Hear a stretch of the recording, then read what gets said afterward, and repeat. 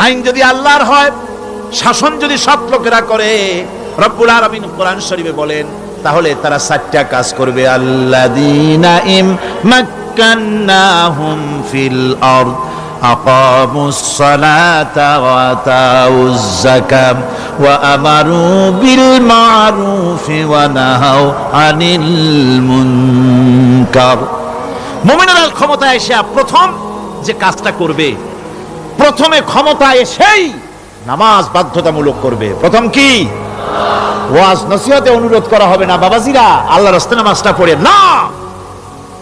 Radio এবং টেলিভিশনের মাধ্যমে রাষ্ট্রপ্রধান অর্ডার করে দিবেন, যারা আকেল বালিগ সকলের জন্য নামাজ বাধ্যতামূলক, নামাজ পড়তেই হবে, এটা অর্ডার। বেলা যখন 1টা বেজে যাবে, বেলা যখন 1টা বাজবে, সমস্ত